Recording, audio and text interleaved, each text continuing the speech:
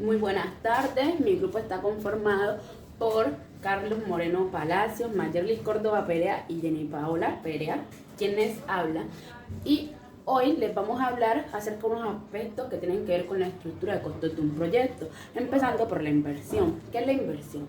La inversión es un proceso mediante el cual una empresa inyecta cierto capital de dinero a espera una remuneración, la cual puede ser a largo, mediano o corto plazo e incluso sostenible. ¿Qué quiero decir sostenible?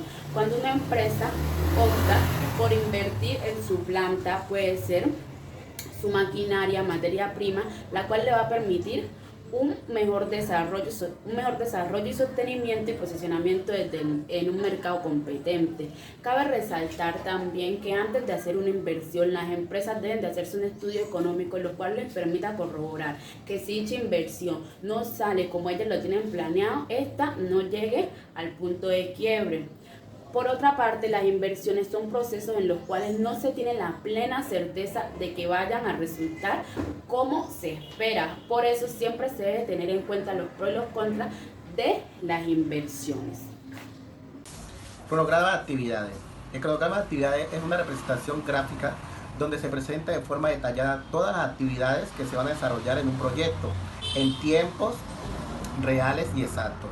El programa de actividades se puede realizar o desarrollar diario, semestral, semanal, trimestral o anual. El programa de actividades tiene tres formas de representarse. En representación gráfica en modo CAM, en modo PES o en modo CMP. El programa de actividades siempre lo administra, lo desarrolla cualquier funcionario de la empresa o del proyecto, pero lo administra el coordinador del proyecto.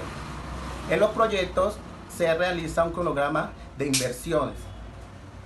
¿En qué consiste? En el programa de inversiones o programa financiero es donde se van a estipular todas las fechas y los procesos que se van a dar en torno financiero o de dinero. Un ejemplo claro es hacer un cronograma especificando si vamos a hacer adquisición de materia prima, si vamos a hacer adquisición de materiales industriales para desarrollar nuestro proyecto, el pago de aranceles, el pago de la parte financiera, el pago de los trabajadores, etc. La educación medieval se remonta a los siglos XII, inició en la Edad Media. La educación medieval se remonta al prototipo de gobierno que se daba en esa época.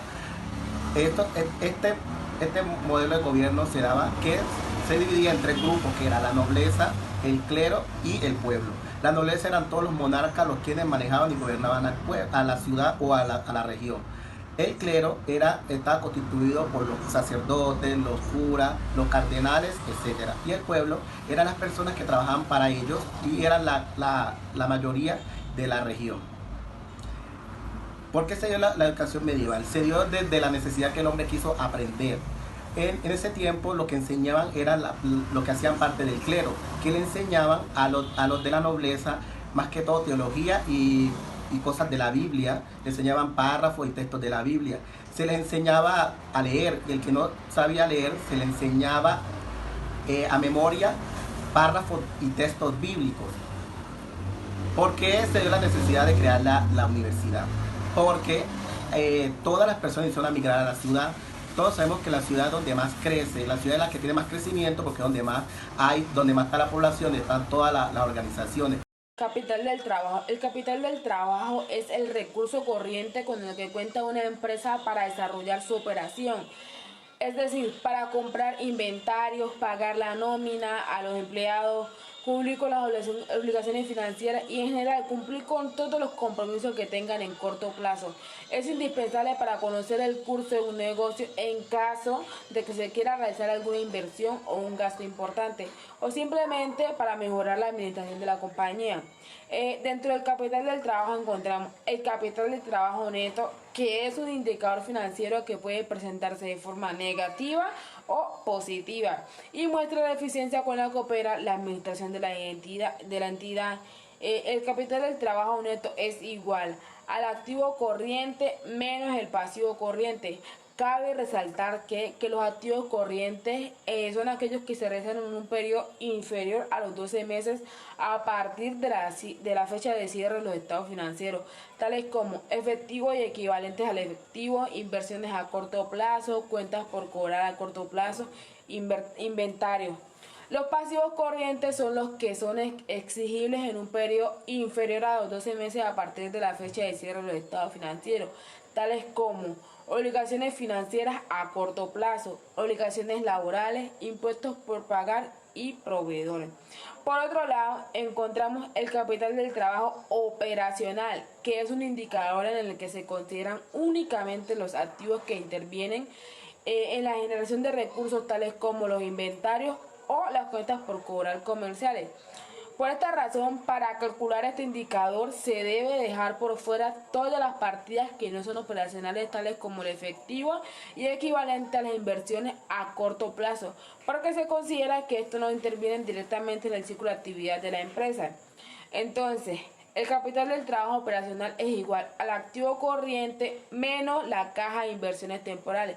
De esta forma, el capital del trabajo operacional neto se obtiene a partir de las cuentas que intervienen en la actividad operativa de una empresa, es decir, las cuentas por cobrar, los inventarios y las cuentas por pagar.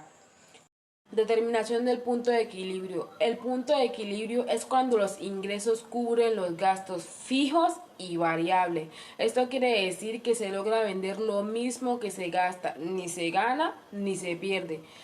Calcular el punto de equilibrio es importante para toda empresa porque permite evaluar su rentabilidad. De esta forma se podrá ver claramente cuánto se necesita vender para empezar a generar lucro. Incluso antes de iniciar un proyecto es fundamental para descubrir qué tan interesante es financieramente una idea de negocio. Al decidir emprender se podrá calcular cuánto tiempo aproximadamente se llevará a empezar a obtener beneficios. Esta es una etapa fundamental en un plan de negocio. Un análisis constante por productos o familia de productos también es muy interesante. De esta forma se podrá descubrir cuáles son los que generan una mayor rentabilidad. Lo mismo puede aplicarse a los servicios. Tener conciencia del punto de equilibrio permite crear una política de contingencia en los periodos más difíciles. De esta forma no se encontrarán sorpresas desagradables en medio del camino. ¿Cómo se calcula? Primero se debe saber cuáles son los gastos fijos y variables para obtener los costos totales. Los costos o gastos fijos son los que cambian mes a mes. Ejemplo, el alquiler de un inmueble. Y los costos o gastos variables son aquellos que varían de acuerdo con el valor de la facturación. Ejemplo, la materia prima, la mano de obra, las comisiones sobre las ventas. Bueno, entonces los costos totales es la suma de los costos fijos y variables. Sabiendo cuáles son los costos totales, podemos deducir que el punto de equilibrio es cuando los ingresos son iguales a los costos totales. Por otro lado, encontramos el cálculo del costo variable unitario. Este valor se calcula dividiendo los costos variables que vimos anteriormente en el número de unidades vendidas en un periodo determinado. Entonces, el costo variable unitario es igual a costo variable dividido entre unidades vendidas. Para obtener el punto de equilibrio unitario podemos aplicar la siguiente fórmula. Punto de equilibrio unitario es igual a costo fijo dividido entre la diferencia del precio de venta menos el costo variable unitario. Veamos un ejemplo. Si yo vendo un producto en el valor de 50 pesos, mi costo variable unitario es de 25 y mis costos fijos suman 12.500. Hacemos el siguiente cálculo. Punto de equilibrio unitario es igual a 12.500 dividido entre 50 menos 25 me va a dar igual a 500. Punto de equilibrio unitario es de 500. Esto quiere decir que debo vender 500 unidades para tener mi punto de equilibrio. Si queremos saber el valor en dinero del punto de equilibrio unitario, solo debemos multiplicar el valor del punto de equilibrio unitario por el precio de venta. En el ejemplo anterior habíamos dicho que el valor de venta del producto era de 50 por unidad. Por lo tanto, multiplicando el punto de equilibrio unitario por este valor de ventas, llegamos a 2.500, que sería el valor que tengo para llegar al punto de equilibrio de ese producto. Uno de los más vivos y claros ejemplos que tenemos en el Chocó es la entidad gubernamental Fondo Emprender, que de la mano del SENA impulsa a lo que son los pequeños y medianos emprendedores para que estos sigan con sus proyectos, lo cual no es solo una inyección de dinero, sino que también se les da apoyo en lo que es la parte educativa acerca de sus proyectos. Tenemos el claro y vivo ejemplo de nativos, de la tunda, que son personas que mediante Fondo Emprender, mediante el fondo de Fondo Emprender, les ayudaron a potencializar sus negocios.